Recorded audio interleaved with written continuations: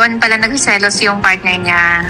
Hindi ko daw maintindihan. Ang gusto ng babae, ng partner niya, i-flex siya ng i-flex every time ni Elias. Kami nakausap natin sa phone si Beverly at sinabi ko nga sa kanya na pwede ko bang ilabas ito. Umuo naman siya at na-record nga natin ang tinig ni Miss Beverly. Eto po. Ako sa graduation, si Elias meron siyang show sa May 10, may show siya sa Zamboanga. So May 11, birthday niya. So kailangan siyang umuwi. So Mother's Day din yon. Then nagkakataon, graduation ko. So, demand din siya ng school na kahit bumisita lang siya, ganon.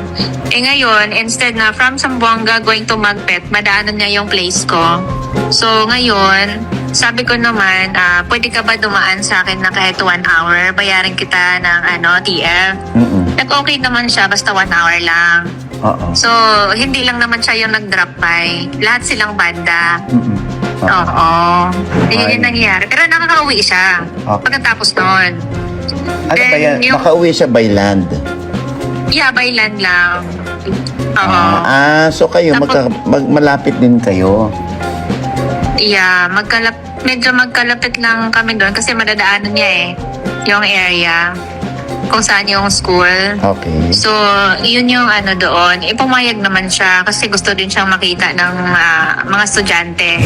Kahit appearance lang kasi kung patugtugin ko sila doon, bawal kasi Adventist kasi yung school. So, ang gusto niya appearance lang. So, ngayon, hindi ko rin naman alam na gusto niyang maglagay sa akin ng guideline. Ina-surprise na ako.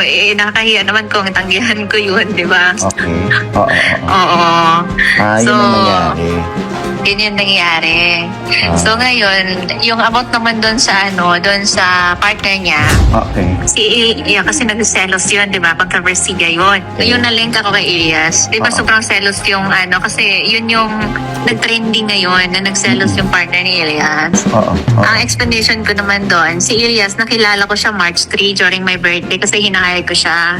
Okay. Nakapag-gather ako ng almost 50,000 crowd. Yun yung first time ni Elias na sobrang dami ng crowd niya. Kasi tumatakbo ako ng pagka-board member before. Kaya lang, mahina yung yung grupo ko. Nung 2025? Yes po. Ayan. Okay. Then, kaya lang, talo yung sa amin kasi halos ako nakatiket Okay. So ngayon, ang nangyayari, pumunta si Elias sa akin, nakikiusap siya. Nagkaroon siya ng contact ng staff ko. Niligawan niya yung staff ko na pwede ba ako maging manager niya. Kaya lang, iniisip ko yun. Diba?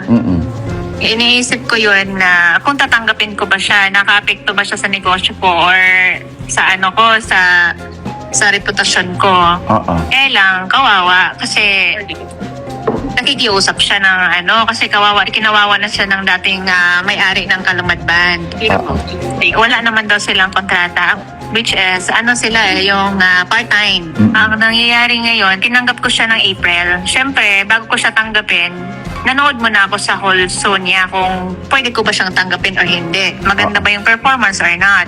So, alam ko naman na ikaw ay sikat na manager Ganun talaga yung unang gagawin mo, di ba? Okay. So, sa akin, tinignan ko. Then, goods naman din, tinanggap ko during April 1. So, doon nagsimula siya sa akin. So, ngayon, doon pala nagselos yung partner niya. Pero never kami may relasyon. Kaya lang, meron kang partner talaga? May asawa talaga ako.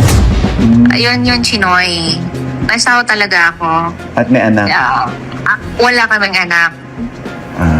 Oo, wala pa kaming anak kasi busy din sa negosyo yun. Kaya lang, nung nag-viral ngayon nagselos, nag-video kasi yung asawa niya kahit saan niya sinisend. Ngayon, nag-leak yung video niya, pinopost sa media. So ngayon, syempre, bilang babae, napuno din ako. Sabi ko, tinulungan na nga kita kasi galing talaga yan sila sa bundok. Walang-wala talaga yan si Elias before. Nakita mo naman yung looks niya before until now. Sobrang layo ng ng looks niya. Tapos yung naman niya, yung parents niya, yung mama niya, sobrang tagal sa Bahrain. Hindi niya mapauwi-uwi kasi wala siyang pera, stable income. Ngayon, after 3 months na siya sa akin, inuwi na niya kasi Millions na yung kita niya eh. Sa akin eh. Yun na yun. About sa schedule naman, fully booked talaga kasi old management until November pa talaga yung fully book niya. Kaya nahihirapan talaga ako mag-adjust.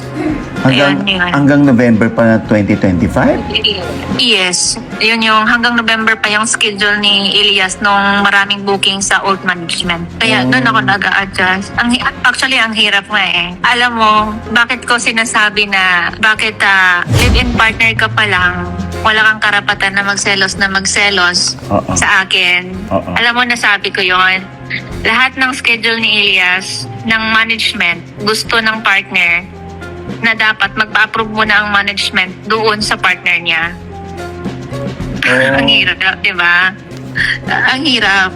Kasi tuwing ano din, kapag yung pag nag-show si Elias, kapag may babae umakyat sa stage, mamaya, sobrang laking awayan. Kasi nagsiselos. Pati yung fans, pinagselosan. So ngayon, hindi na fresh yung mind ng talent. Diba? Diba si Elias, hindi pa siya makonsider as a singer talaga kasi wala siyang own album. Totoo yun. Ngayon, kumuha ako ng writer. Binagsak ko sa kanya ng lahat ng song. Alam mo, sa 10 song na yun, 2 months until now, hindi pa niya na-memorize. Bakit? Tinatanong ko yung PA niya, bakit hindi pa ginagawa? Alam mo yung sagot ng PA niya, ma'am, nag-aaway pa eh. Araw-araw. Yun, hindi niya magagawa. Tapos ngayon, syempre may world tour. Kailangan kung ano yung performance nila dito sa Pilipinas, doble yan pagdating sa USA. Tama? Alam mo, hindi pa nakapag-practice. Kasi wala pang oras si Elias, nag-aaway pa eh. Diba? Yun yung nangyayari. Tapos ngayon, magkaroon kami ng movie. Ako yung producer doon. Sabi ko naman sa kanya, huwag ka muna mag-flex ng mga personal life mo doon sa partner mo, doon sa page mo. Kasi mahihirapan yung maging katandem mo doon. Ibabash yun. Tama. Yeah. Alam mo, nagagalit yung partner niya. Bakit daw ipapadelete ko? Eh, syempre, sabi ko naman, business is business. Tsaka na yung personal life nyo. Ayun, hindi niya maintindihan. Nagsiselos siya. Bakit? Sabi niya, nagsiselos daw ako. Sabi ko, sa business talaga, lahat ng artista, lahat ng personal life nila, tinatago nila. Kung may pelikula sila. Tama?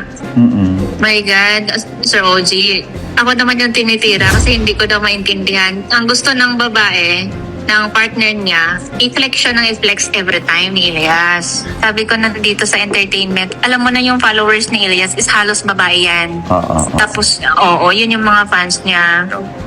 Nasa entertainment industriya siya. Wala siya sa church nagtatrabaho. So, kailangan niyang i-entertain yung mga fans din, yung client din. So, ngayon, hindi maintindihan ng partner niya. Which is, alam mo, July 11, kahapon, dapat may show siya dito sa Manila na cancel. Kasi hindi pumayag yung babae, yung partner niya. Yeah. So, kaya ang management ako, nahihirapan din. And then, si Elias may interview siya kay Sir MJ Felipe na cancel, in-Indian niya kasi wala siyang tulog, nag-aaway kasi sila, so nakakahiya bilang manager, di ba? Tapos kahapon kay Boy Abonda na cancel, hindi niya din pinuntahan kasi nga anda din sa away nila, kailangan niyang umuwi din sa kanila kasi nag-aaway sila. Ang hirap, Sir OG.